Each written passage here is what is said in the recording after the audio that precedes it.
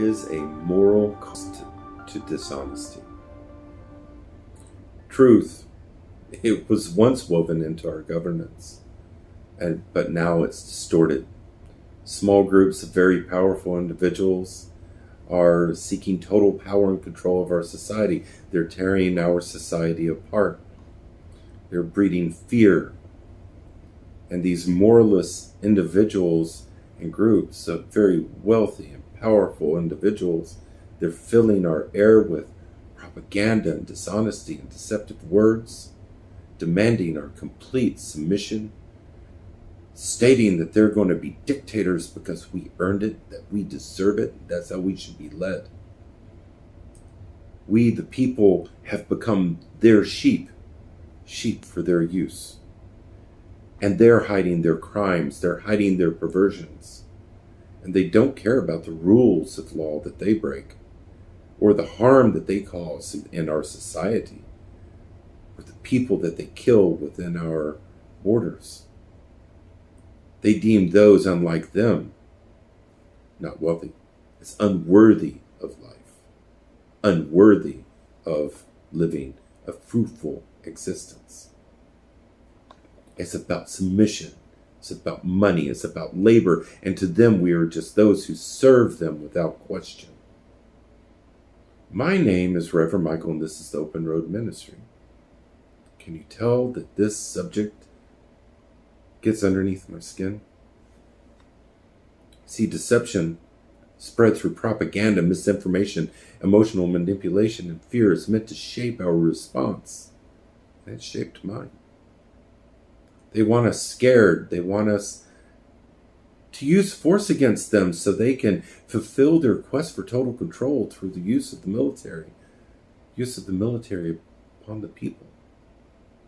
Their morals do not include us.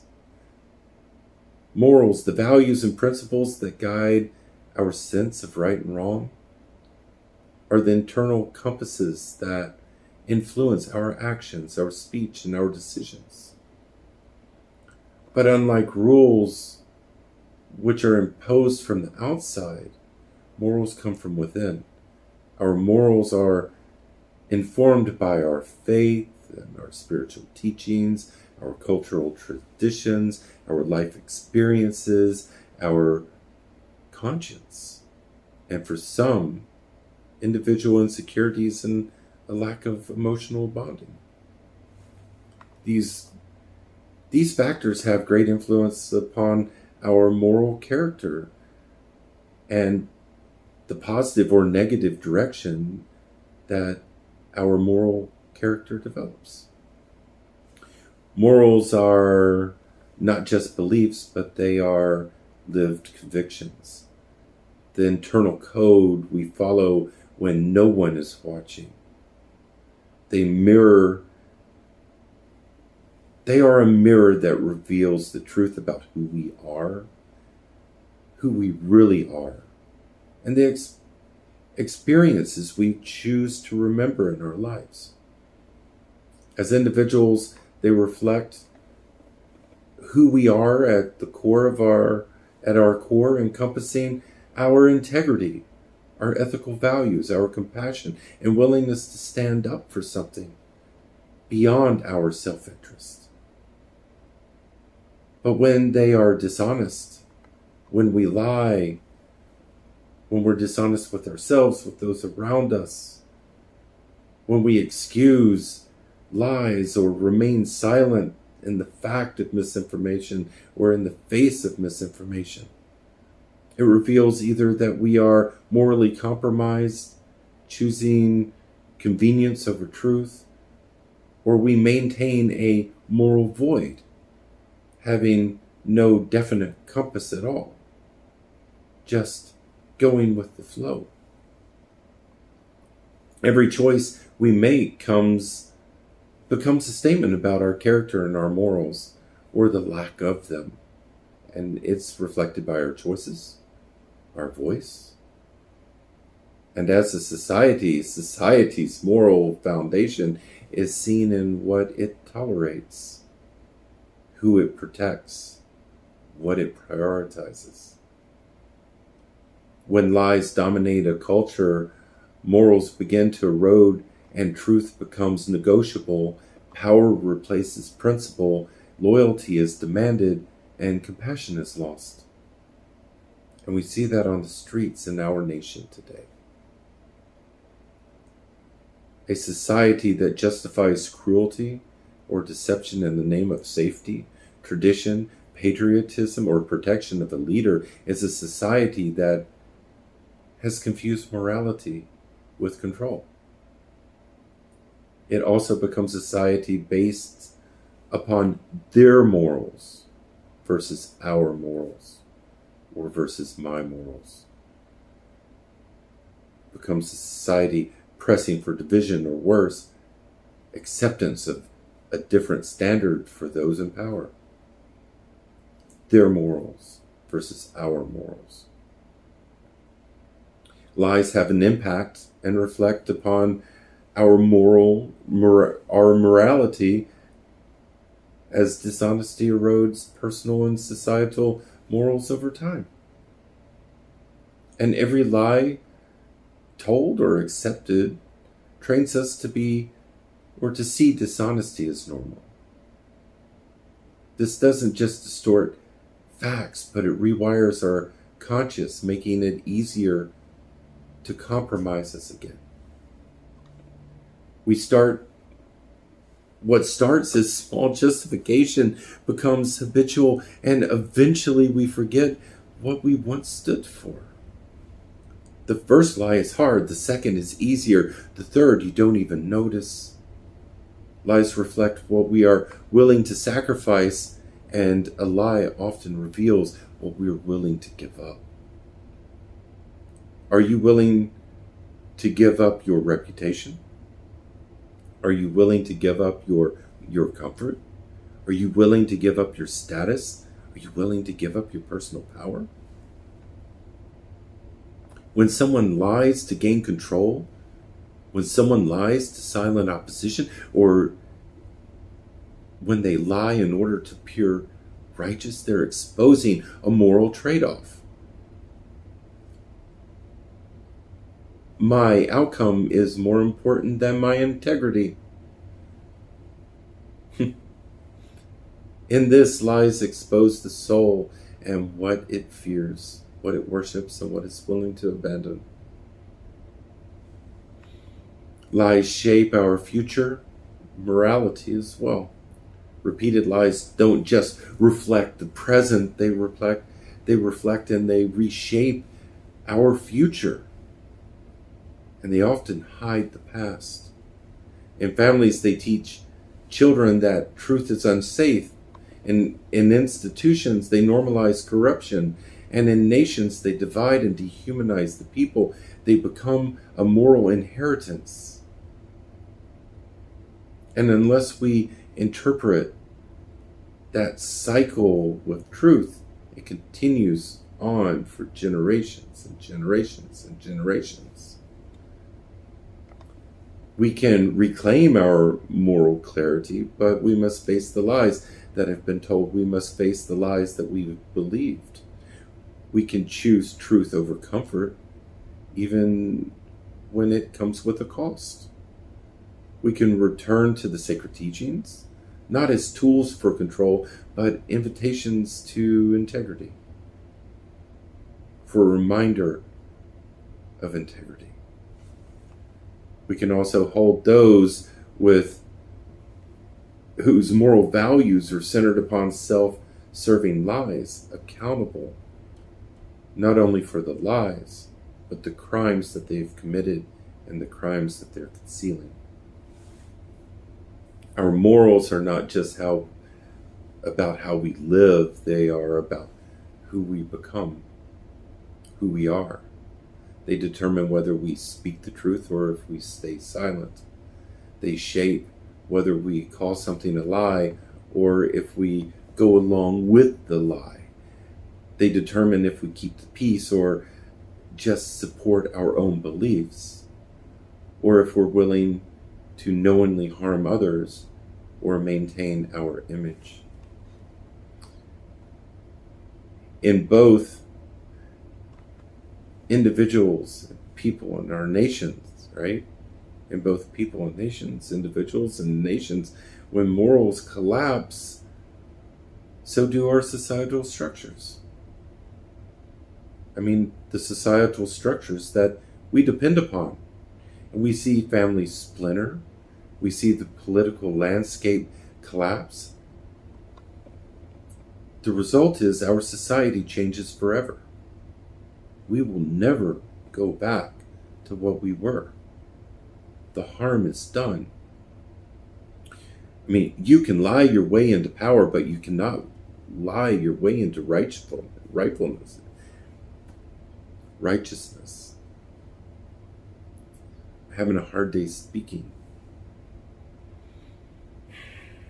We have some in our society who claim to have grand morals, and they're leading us through lies, forgetting that the Bible teaches us to speak truthfully to our neighbors. They forget that the Quran teaches us to stand firmly for justice, even if it goes against ourselves. They forget that the Torah also commands us not to spread false reports or to pervert justice by siding with the crowd. And they forget about the voice of Buddha, who taught us to speak only what is true, what is necessary, and what is kind. Right speech, right action, right intention. Those are all moral disciplines. See, morality, it isn't about control, but rather it's about alignment with truth, alignment with justice, and that which is sacred. We have seen how lies come masked as morality. We have those that are hiding the Epstein files, claiming to have high morals while stripping the rights of innocent people away, blaming victims for the troubles and obstructing justice for pedophiles. They're attacking those that talk out against them. They're committing crimes and then coming down on us heavy with the police force to silence our dissent. And these type of moral values are based upon individual lies. They're meant to distract. They're meant to distract, misdirect, to misinform, while protecting themselves and others from moral scrutiny. And recent lies have come dressed up in sheep's clothing, pretending to protect our traditions, to protect our nation, to defend our borders, defending the innocent on God's name. They're using the church and the political positions of individuals to sit here and present this moral stance,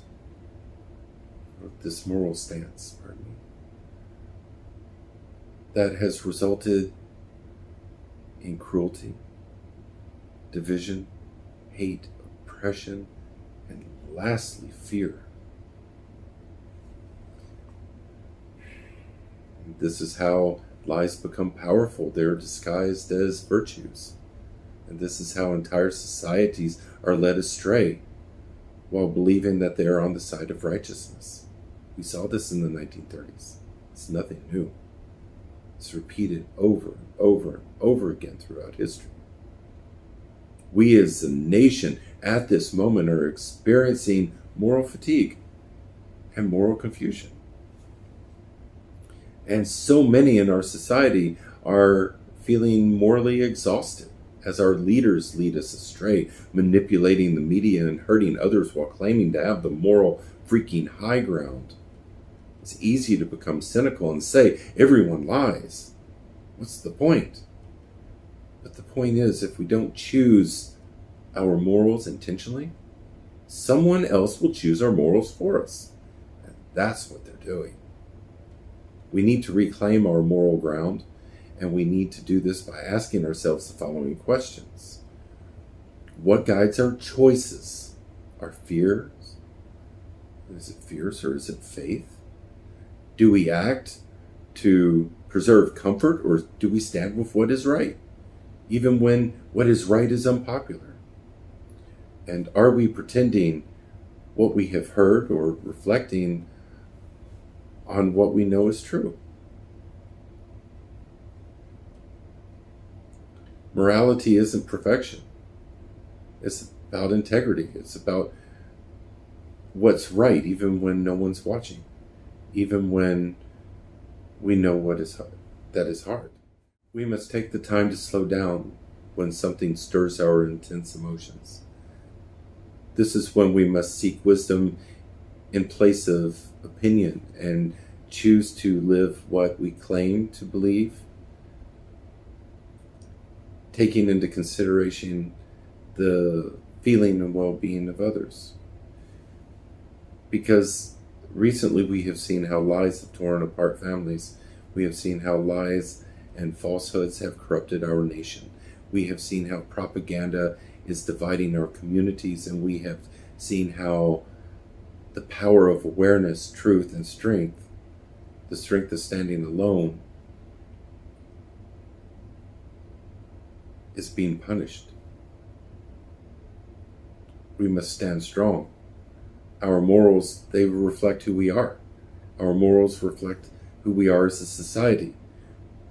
We get to choose how we want to live as individuals and as society. But what we are seeing is not who we should be proud of. Our voice as a society is not being listened to, but rather this small group of powerful individuals are rallying a small group of individuals to reshape our moral values. We have a chance, though, to bring about positive change still. I just don't understand why the poor moral values of the 1% are defining who we are as a people. And it's really bothering me to see our society fall victim to the same ideologies that destroyed Europe because of one individual's moral compass. My name is Reverend Michael, and this is the Open Road Ministry, and today I want to thank you for taking the time to listen to my short rant on moral values and how they divide our nation. I hope the message may have earned your subscription, and I hope that you will join us on our next discussion.